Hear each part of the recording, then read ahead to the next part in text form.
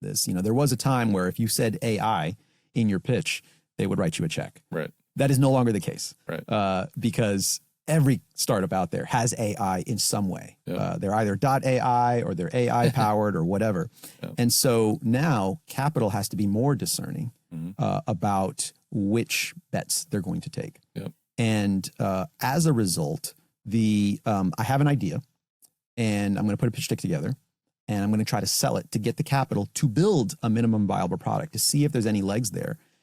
That is becoming harder and harder every day. And the number of founders that I talk to that have that approach, it's just a lot. So if AI is making the selling on a story harder, it is making the demonstrating that you have something easier. Building great experiences, revolutionize your business. Building great experiences, innovative strategies. Building great experiences, elevate for your customers. Like, comment, and subscribe. Hey folks, this is Drew Burdick with another episode of the Building Great Experiences podcast. I've got Juan Garzón with me today. He's the managing director at Innovate Charlotte. We met a couple years ago, I think. Yeah, I think it's been a couple of years now. Yeah, he's a great guy.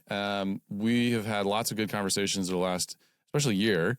And we together about a year ago came up with this idea for Product Jam, which is a full day workshop experience for early stage startups here in the Carolinas. Really a lot of fun. And I think through that experience, we've learned a lot about kind of what this new startup playbook is in the era of AI. So that's going to be the focus of our conversation today. We're going to dig into that. Also key learnings, like things we've taken away from that event series. But yeah, Juan, welcome to the show. Yeah, thanks. Thanks for having me. Glad to be here. Yeah, for sure. So I always start with origin stories. I love to hear how folks got into this. You've been doing it for a while. And so maybe to share just a little bit about your background and how you got into the startup ecosystem. Yeah, that's always an interesting question. And how long is this podcast again? Yeah, right. I definitely had a lot of sort of zigzags, a unique kind of background. But I guess the short version is when I went to school, I had my own company in the mortgage space. I got in the mortgage business. Quit after a couple of weeks because I thought I could do this better.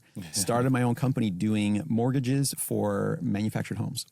And my goal was, LendingTree was pretty early, was pretty new back then, and they didn't do manufactured homes, mobile homes. So I said, people with mobile homes need to find a place to compare rates to purchase or refinance. Nobody was doing that. Maybe I could do that. And so built mhloanfinder.com. And started to work on deals all across the country and really enjoyed that. This was 2004, and I did that until 2008. Yeah. Wonder and why. in 2008, that all sort of blew up. All of the different lending programs that I had started to dry up. When you're dealing nationally with manufactured housing, there's a lot of subprime loans, right? Which that was the first, those programs were the first to go in 2008. So anyway, point is, it sort of blew up. And I would also finish school at the time.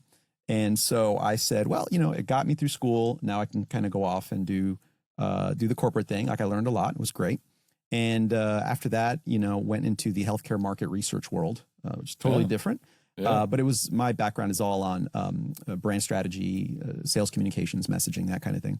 And I enjoyed it. But obviously the corporate world is very different than when you're sort of building something on your own. And a few years after that, I missed it and decided to hang my own shingle, start a consulting company, taking sort of what I've learned, helping founders with storytelling and all of that, and discovered this world of ecosystem, right? Which is all of the different programs and resources and partners that are there to support tech and innovation. And when I discovered that, I said, oh my God, I had never heard of a startup ecosystem when I was doing it. Had I had access, this is the question that's always been on my mind, is had I had access to an accelerator, mentorship, programs like Product Jam, which we're going to talk about, had I had access to the business model canvas, startup methodology, lean methodology, any of those things, what would have happened? Yeah, right. And I always wondered that because I didn't have any of that. I didn't know of any resource that I could go to to answer questions, to bat ideas off of. And so that drove me to really getting excited about this ecosystem and then just telling everyone else about it. Yeah. And so my role for the past 10 years has all been about sharing resources, sharing connections, building community as a way to sort of say, I don't want other entrepreneurs to have been where I was pre-08. Yeah. Wow. Great story, man. I think you told me like a couple pieces of that over the last couple years, but that's really cool, man. Yeah, I think just speaking from my own experience, this is my second time as an entrepreneur. My first go round, to your point, I also did not have a lot of like awareness of like this resources, right? Yeah. And I wish I had, right? Now being involved in having community and being, having mentors and stuff, it would have been so much better had I had those folks. Because first go around, I frankly just brute forced everything. I was like, let me work 80 to 100 hours a week, and let me just do that for 5 years, and that'll be fun. No, not fun. It's burnout, Yeah. And so now having the experience of those battle scars plus the access to the community has been super valuable. And I think for anyone who is a founder or even someone considering being a founder, can't stress enough the ecosystem and the community. It's such an important part. Yeah. Yeah. And no matter where you are, in the country really, or in the world, there is some kind of ecosystem there. Some are more developed than others. Some are, a little more nascent, but you're always going to have certain events and certain connectors and certain support programs. And, here we've really tried to develop things like Pitch Breakfast, where entrepreneurs have an opportunity to practice their pitch in front of actual investors. Mm-hmm. We have different accelerators and founders and funders events, and even our annual events like Seed the South is about connecting entrepreneurs to capital throughout the region. All of these pieces play a different role, in developing an ecosystem and developing founders. So yeah, it's definitely something that if you're not already plugged into an ecosystem, definitely do so. Yeah, for sure. So let's talk about Product Jam, and let's talk about, this podcast is called Building Great Experiences. So it's all about how you create great experiences for users, for customers, for employees, people. And I thought I'd tee it up this way. So when we spoke a year back, when we were kind of planning this whole thing, one of the thoughts that I had and kind of like we jammed on was this idea that, hey, like there's all these accelerators, there's mentorship programs, there's these other things, but there's not this sort of like, just like super bite-sized one-day thing to help people who are like, I have an idea, but I have no idea where to start. Yeah. And like, how do we create a great experience for those people to kind of like get going, right? Like get that process going. And in addition to that, part of our methodology, the way that we approach it is we do the kind of where to play, how to win exercise, where we're saying, hey, before, you've got this idea, before you go spend a bunch of time and money on it, let's look around, right? See like who else is doing it, what's going to differentiate you, what's your competitive advantage, those kinds of things. Develop a hypothesis, then create a prototype to go, test it, go execute. So anyway, we've gotten a lot of great feedback, and we've heard a lot of really good things from the folks been involved now 3 cohorts later. But what do you think, like from your perspective, what are the top takeaways from doing Product Jam? You've seen a lot of things. What do you think are, some of the interesting insights from that? And then the other part is, what are your thoughts on this idea of like, what's the new startup playbook? Yeah. So I think we've learned a lot from Product Jam. I think, in our initial conversation, we had this idea of focused on one topic and sort of going deep. I mean, at least having a day on that. And, my thoughts really came from the acceleration model, right, which exists, and I've been a part of several. I support the RevTech Labs Accelerator. I helped bring the Co-Starters Accelerator program here to Charlotte, which is now run by Launch CLT. And we partner with the G Alpha and G Beta accelerators. So a variety of different programs that use this sort of similar acceleration model, which usually consists of you apply, you get into a cohort, and then over a 5 to 12 week period, you are meeting every week and covering some topic every week. And then you've got one-on-one support and resources and all of that throughout. But that one-on-one or that topic each week is usually a 3-hour thing. Some of them are longer, some of them are shorter. Sometimes it's networking, you get together and then you learn about a topic or you discuss a topic for 90 minutes. Maybe there's a guest speaker, but it's all sort of digging into a topic, whether it's, growth marketing or product market fit, or whatever that is, for a couple hours at the most. And you're doing it in more of a classroom setting. Part of my in my background, did a little bit of the design thinking sort of workshops, which is very different, right? The design thinking methodology is you're going to go deep, you're going to explore. It's very, tactile. Yep.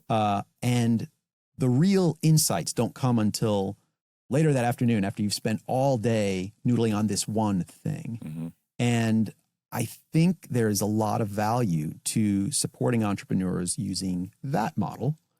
Which is a little different than the accelerator. Every single week, we're going to, touch on a different topic for 90 minutes, especially when it comes to something like product development.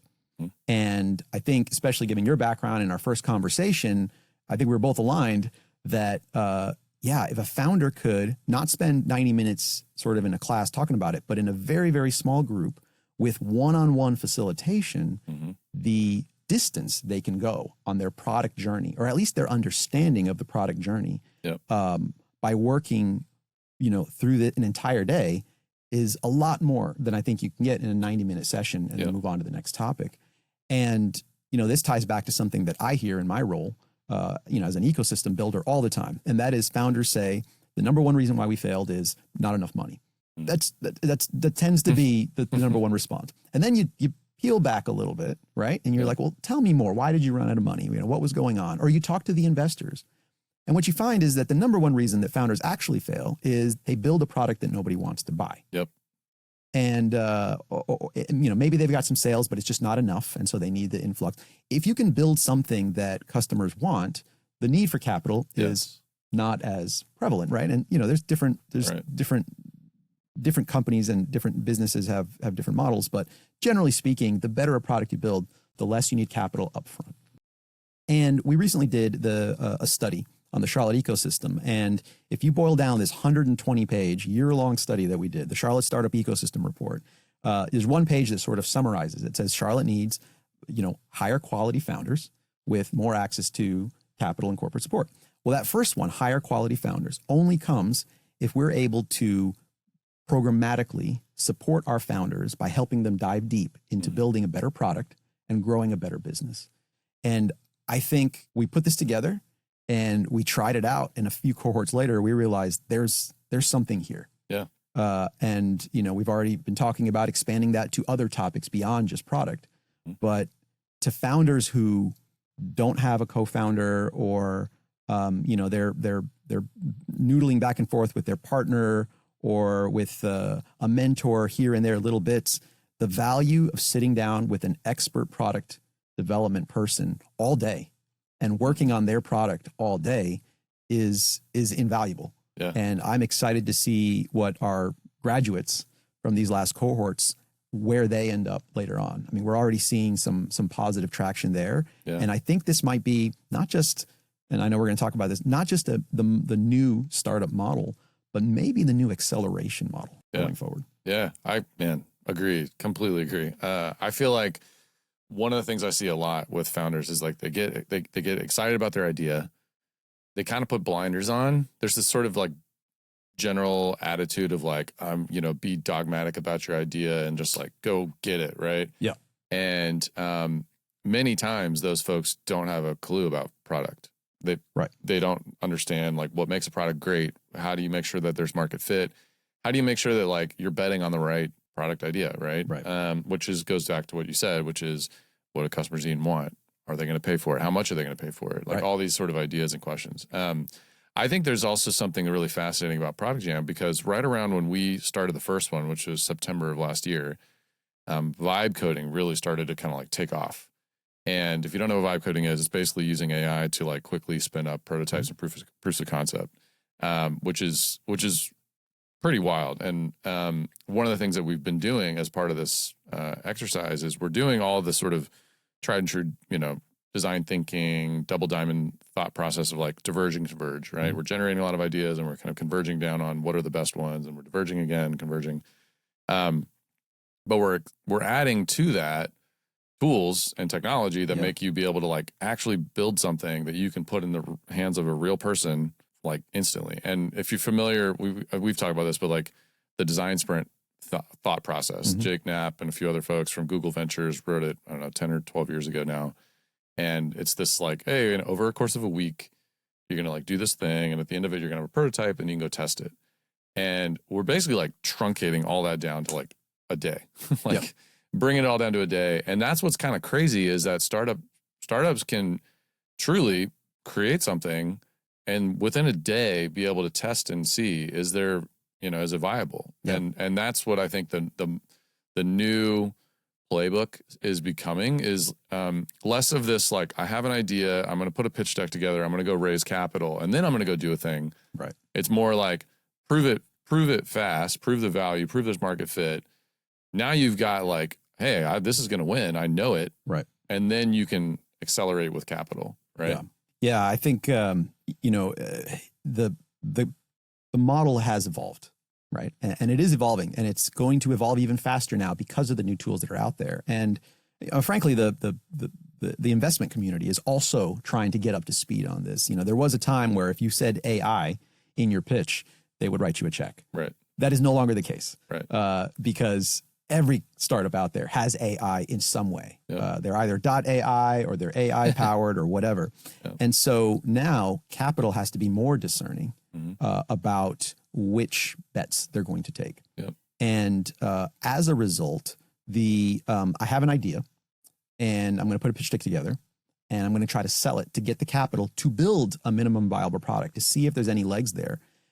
That is becoming harder and harder every day. And the number of founders that I talk to that have that approach, it's just a lot. So if AI is making the selling on a story harder, it is making the demonstrating that you have something easier, right? To your point. And I think that is part of the new startup model is AI can power every part of the startup journey from ideation all the way through to scaling. There are different tools and methods that you can use AI. And frankly, if you're not learning how to do that now, you're going to fall behind because others are. And so I do think the new startup model is going to use some of these new tools and methodologies at every stage. And the more we can support founders at each one of these stages, the more we're going to have founders that are ready for the next evolution of the startup world. Yeah. I feel like the whole like life cycle of startup using AI thing, like one of the things I've heard from folks is they're like, I'm just like overwhelmed by the amount of stuff. Like, what do I do? And I often just tell people like, look, just pick one thing and use it. And like, you'll be able to build on that knowledge base. Like I've been playing with AI stuff since GPT came out. When my former role, prior firm, we were doing a lot of things with GPT, what was DeepMind, now Google Gemini, Copilot, right? Claude, or at the time it was like Amazon had their kind of model and they bought Anthropic, but experimenting with this stuff. And like the first 6-12 months, I was like, I don't know what I'm doing. Like we're just like making stuff and breaking stuff. But doing it in like just experiments, like do a lot of little experiments. And, there's like this whole notion in startup universe of like technical founder, non-technical founder. I don't think that we can afford the luxury to be like, oh, I'm a non-technical founder. I don't do the AI stuff. It's like, you should, you should be playing with it, because if you have a better understanding of what it's capable of, then you're able to come up with even better ideas. You can start to accelerate things outside of the product, even where you talked about growth, like you're driving growth through using AI tools to accelerate your marketing efforts, your sales efforts, your operations, like it's everything. And you can do so much more with so much less. Like there's now there's several like unicorns or whatever that are coming out. They're like, hey, we're like $100 million company. We have 30 people, 20 people, which is unheard of. Like 2 years ago, that was not even possible. But like Lovable just raised a bunch more money. And I think they're like a team of like 20, 30 people in like Denmark or something like that, you Yeah. know? So it's just, you know, we don't have the luxury anymore of being like, I'm not a technical founder. It's like, well, you should probably spend some time playing with this stuff. Yeah, absolutely. You know, get comfortable with it, understand what it's capable of. If you're overwhelmed by the volume of tools, just like pick something and play with it. Yeah. You've got your basic tools, your chat tools, which have a whole lot of functionality, you know, even beyond, you know, we talked about all the different stages of the startup journey, and even at ideation, you should be at least playing around with that. You can be getting some customer insights. You can, use built-in tools to analyze a spreadsheet with all of your contacts to look for insights as to, you know, who your customers are. There's so much that you can do on the business side. Yeah. But, you know, I mentioned earlier that it's getting harder to pitch investors with just a story. Yeah. Well, it's also harder to pitch a potential co-founder with just a story. Yeah, right. So as a non-technical founder, if you're looking for a technical co-founder, imagine if instead of saying, here's what I envision, can you build it? You have enough familiarity to at least mock something up. Yeah, exactly. And communicate via an actual rough product rather than trying to talk to them over and over again and sketching on paper like, well, here's what I'm thinking. Is this doable? Does this make sense? Yep. Your ability to communicate, again, not just to investors, but to potential co-founders, as well as to potential early employees, as well as potential customers, using some of the tools now that can mop up a website or an app in minutes, just accelerates your timeline. Yeah. So you're absolutely right. A non-technical co-founder needs to have at least a general understanding of how to use some of these tools, if for nothing else, that to be able to communicate their vision to potential partners. So you've got brand strategy in your background, which I love. I think is actually going to become even more valuable in the years to come, because as everything becomes faster and easier with AI, what's going to separate anybody? It's going to be good brand, great experiences, right? It's going to be one of those things where your positioning is solid. When someone, you know, right now, a lot of startups, you land on their website, it all looks the same. You look at their product, it all feels the same. There's no emotional resonance behind it, right? There's no like connection with the customer. Yeah. And so I think what's also going to become part of the norm for brands or startups is this idea of like differentiating yourself with a great brand and a brand that delivers on the promise. It's not just like, you know, it looks cool, but it's got to be like you're delivering on the promise by having a great experience for the user, for the customer, for the employee, whoever. And so anyway, I'd be curious to hear your thoughts as a brand strategist. Like, what are your thoughts on that? Yeah, differentiation in the world of AI is interesting. We're definitely getting to this new phase in media where, you know, for a little while there, especially with HubSpot sort of calling on every sort of small business, it's the content, right? Yeah. You're spitting out content. And everybody was hire copywriters or content creators to push out content. And what's happened now is that AI has now automated and streamlined content creation to the point where now a lot of content is just noise. Yep. And so as a startup that's trying to get their brand out there, get the attention out there, you now have to go back to, it's almost like we're going back in time to authenticity. Yeah, right. Exactly. And experience as a differentiator, because those are the things that AI can't really replicate. Yeah. It doesn't have taste. It doesn't have taste. It doesn't have, you know, personality. It's there are certain things that make you and that make connection, you know, authentic and human that AI is not going to replace. So use AI, learn AI for the things that AI is good at, but find your own brand and your own authentic connection with your customer. That's the only way that you're going to be relevant, much less differentiated from your competitors. As somebody, Joe Procopio, you read his blog recently, sort of talked about that, about how you know, authenticity is the new currency. Trust. And all of that is what startups need to focus on when they're building their brand. Yeah, right. Yeah, I think it's there's a lot of folks right now that are like, you can see on the, like, you know, the charts, spike in growth, sudden dip, because like they're focusing only on the capability. But what ends up happening, you mentioned a lot of startups are building AI stuff. Yep. Well, inevitably, like ChatGPT agent just came out recently.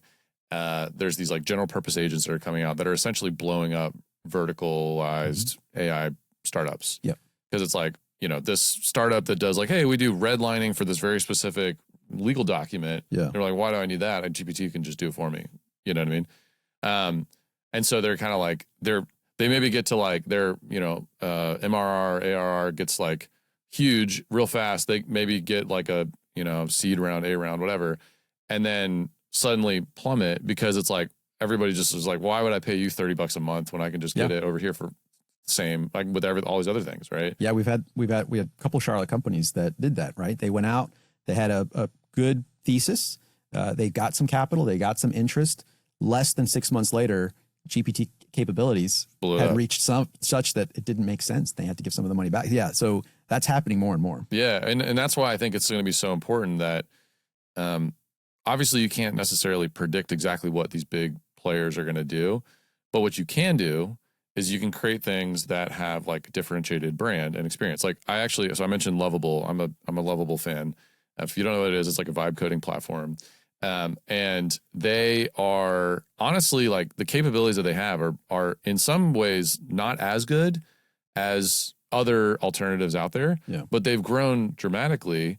And it's primarily because it's a great user experience and it's a differentiated brand. If you look at them compared to the other tools, they stand out. They look different, right? They're memorable. And I think it's part of why, because they've invested in that component of their business in a way that, you know, maybe others haven't. Yeah.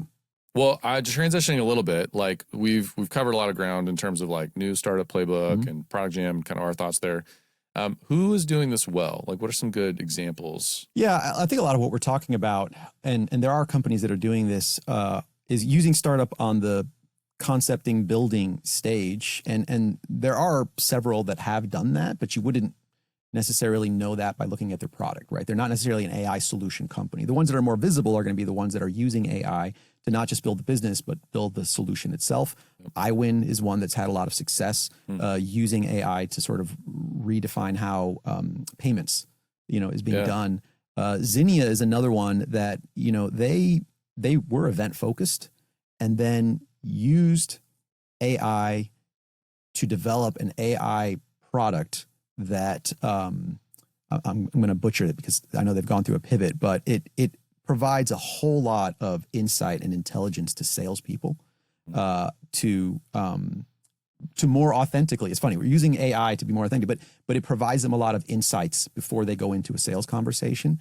And it's really and they're getting a lot of interest. So they're these are local companies that have used AI both on the business and on the solution side. And are seeing a lot of traction as a result of that. And I know there's more out there.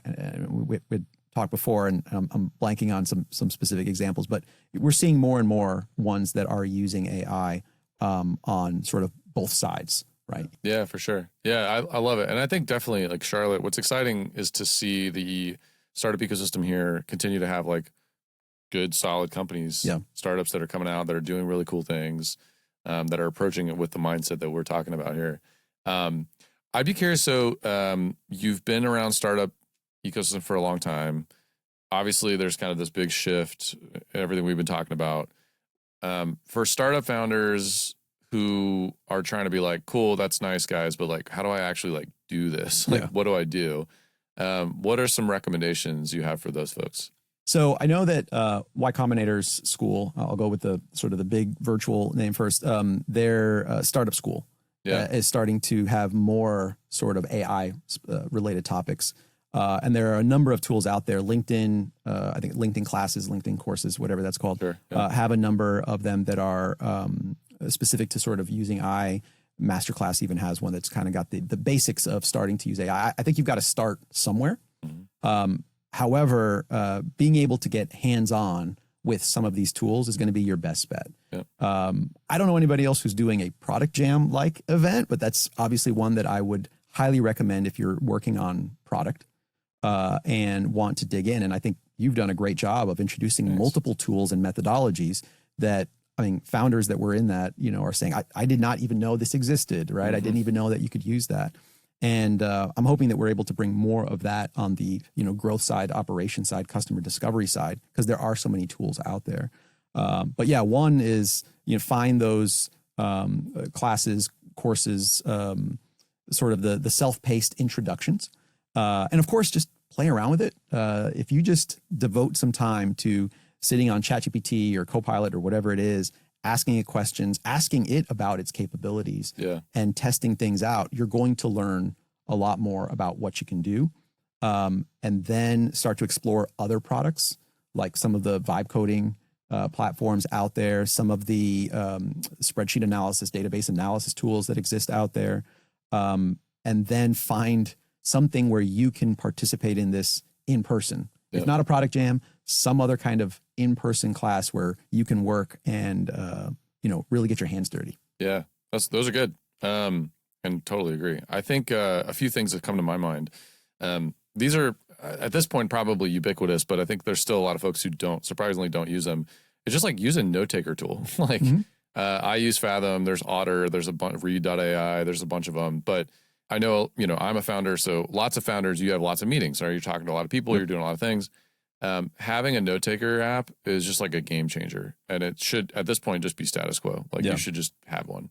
So that's like a super tactical thing I would do. And then there's sort of a complementary piece to that, which is get one of those basic AI automation tools. There's so many of them, N8N, Gumloop, Lindy, Zapier, Make.com, pick one, doesn't matter. And just hook your note taker to your CRM, hook it to if you're using like a Notion as your notes repository. If you're using ClickUp for project management, whatever it is, like just hook those things together so that it automatically is like, I have it set up where after I walk out of a meeting, the transcript is synthesized, it sends a recap, it puts action items that are for me in. I use like this like to-do app and just like dumps it in there.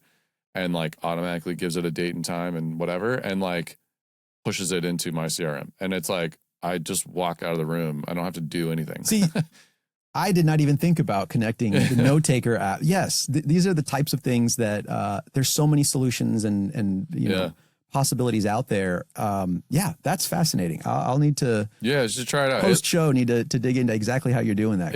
It sounds like it'd be really valuable. It's crazy because it's like it's actually speaks to something that I think is also a big important piece, which is it's like this paradigm shift that we're going through right now, where I've had a lot of people kind of come to me and they'll be like, hey, like, how do I do this thing? And I'm like, did you ask AI? And they were like, wait, what? And I'm like, yeah, to do the thing with AI, ask AI how to do it, right? Which is kind of like, it's funny, like, you remember like, 10, 15, 20 years ago, maybe at this point, it's like, did you Google it? Right? It's like that kind of thing. Like I've been telling a lot of founder folks that I talk with, they're like, because I tinker a lot. I just like to fun. Last night I was like vibe coding. We have this client portal app that we're building, and I was just like building stuff. So I just like have fun doing it. Yeah. Some people that's not their jam, which is fine. But often it's like ChatGPT or Gemini or whatever your preference, Claude. If you're just like, hey, I have this idea or this thought or this thing, like, how can I make this better? How can I make this more efficient? And sometimes it's like literally just like in, if you're using Zapier, which is pretty ubiquitous, you're like, give it access to this, give it access to this. They even have an agent where you can literally describe like, hey, I have data here. Can you just like make it work? And it'll be like, sure, which is crazy, right? Yeah, right. So anyway, that's just for founders, a huge, your biggest asset is your time, right? Like, and focus and energy. And so if you can get more of that back by just having like a note taker do everything for you. Yeah. So anyway, that's one. Another tactical thing that I would say is, this is like been around for a long time, this idea of like a mentorship. A lot of people think about AI as like an admin, but not a collaborator. Right. And so you can kind of get like, if you're someone who maybe you're like struggling to find a mentor, or you just need like someone to bounce something off of, you can actually just do it with AI, and it does a pretty good job. And so that's another, just like, I'll often, basically when I get in my car after any meeting or conversation, I just need to like kind of like verbalize what I'm because I'm an external processor, Yeah. I'll just like brain dump into GPT and have a conversation, and it actually helps me clarify my thinking. Yeah. Which is a bit different than just like summarize, synthesize, send an email type of thing. It's more of this like, okay, I'm having these ideas and I don't know if I should do it this way. What are your thoughts? Yeah. And it kind of like gives you feedback, and it's like pretty on point. Like coaches you, right? Yeah. There was a, what was it? This was like early in the days, like one of the first few times that I was using ChatGPT, and I don't even remember what the question was. And I typed in and said, you know, here's this topic and I want to, you know, figure out what the top 20 questions would be as a follow. I mistyped. And what it did is it gave me 20 questions asking me to help clarify my thinking of the topic. And I was like, whoa, I didn't even think about doing that. Yeah. And so, yeah, you can, you know, instead of ChatGPT, ask it a basic question, it's ChatGPT, ask me 20 questions to clarify my thinking about X. Exactly. And there's other, you know, this all gets back to the ancient, you know, the ancient skill of prompting. Yeah. It's just knowing. Asking better questions. And knowing how to. And ChatGPT and the others can help you ask better questions. Yeah. But once you start to go down that rabbit hole, you know, a lot of those, I mean, I'm in so many events and meetings where founders are asking pretty early, you know, entry level questions that if you use ChatGPT and start to help that mentor and advise you, and now you get to the really granular things, that's when you go to a mentor, to an expert, or you start to get insights from others. But absolutely, these chat platforms can be your early advisor, and they can be very good if you know how to use them. Yeah, exactly. Well, this was awesome, man. Good conversation. Absolutely. I'm learning. Yeah. I could jam on this all day, man. Yeah. I think it's such a fascinating time. I'm a bit of a techno optimist, if you couldn't tell. I think it's pretty wild because one additional thought here. A lot of people treat AI as kind of this like intern, right? Like I delegate and it does stuff for me, and it's the stuff I don't want to do. It's really fascinating if you think about AI as something that helps accelerate your thinking and your like ability to do stuff, like more of like make you smarter, right? Like I think I saw something recently on LinkedIn. It was talking about like we've lost our curiosity, right? And one of the things that I like to do, and I encourage a lot of other people to do, is like if you have these like little inkling of an idea or a question, like give it to one of these large language models, have it do deep research on it for you, and then actually read it and digest it. And it'll make you so much better at whatever it is that you do. You know, like it's as silly as it sounds, like, you know, a lot of people say like AI is going to be the death of critical thinking. Right. And I'm like, maybe but it depends on the people. Like, this has been the same age old thing we've debated endlessly for generations of like the TV, radio, you know, like the Industrial Revolution, bad. Yeah. It's all about how you use it. And if you're using it to elevate your own understanding and awareness and knowledge, and you're basically creating like curated resources for you and how you best learn, right? It's like, imagine if you took a book, like a really dense book, and you're like, I don't really understand this because it's saying it in words I don't quite get. Yeah. If you're like, hey, author, write me this book again at my level of understanding and explain these concepts as if I'm like a 5-year-old, and it'll do that. And now suddenly you're like, shoot, I just learned a bunch of stuff about physics. Yeah. You know what I mean? Yeah. I think the other wild thing too, you know, playing around with the LLMs, the ChatGPTs of the world, is it starts to learn you. Yeah. Right. The more you use it, the more you can ask it, what can you tell me about my personality? What kind of leadership style, you know, do I have? Or what's my communication style? Just based on your interaction with it. Well, it can also tell you your learning style. Yeah. Right. So the more you use it, the more you can say, what is my learning style? And here's a topic that I want to learn in. Based on my learning style, what's the best way that we can break this down for me to absorb this material over a 1-week period, for example? Yeah. And it will cater it, not just breaking down the information, but it'll cater it to you and your own learning style, which I think is fascinating. Yeah. And I think, you know, going back to that earlier point of where all of this is going and kind of the future of startups, the barrier of entry for big ideas is lower than it ever has been before. Mm-hmm. You know, there was a time where you needed a lot of money and a lot of investment to set up a shop and start a business, and then everything went online, and all you needed was, you know, access to code, and then development started to get pretty expensive and all of that. And now it's even lower. All you need to do is understand how these technologies work, which am, I am optimistic because I see my kids playing around with this. And I'm like, if they're playing around with this at, 13 years old, Yep. how good are they going to be at using these tools going forward? And how much better are the tools going to be then? But the barrier is lower than ever before. And you can, ideate and you can build your product and, prototype, and you can come up with your growth plan and help streamline your operations and spend more time with the personal stuff. Yep. More time being authentic, more time creating the right experience, more time engaging with your customers, and hopefully more time doing what you love to do, Yep. solving a problem than all of the other stuff. So it is a very exciting time to be in startup land. For sure. Well, thank you so much for being on the show, man. Where can folks find you online? So you can always find me, innovatecharlotte.org, and you can follow our newsletter to learn about any startup events, resources, and programs that are happening here in the Charlotte area. You can come out to a pitch breakfast or go to pitchbreakfast.com once a month. We open this up to the community, 3 entrepreneurs pitching investors in front of a live audience, and it's a lot of fun. Or you can always find me on LinkedIn. Happy to connect, happy to answer questions, and happy to engage. Cool. And folks, you can find me online, drewburdick.com. Also, quick plug. So the next product jam is coming up. When this publishes, it'll probably be about a week or two out. So if you go to productjamclt.com, if you might be able to make it in for the next one, but we're going to be doing more. And we're also going to be adding additional jams. So Growth Jam will be our next one. We'll be having others as well. So anyway, check it out. Super exciting. Full day workshop experience for early stage startup founders. Hopefully we'll see you there. Like, comment, and subscribe.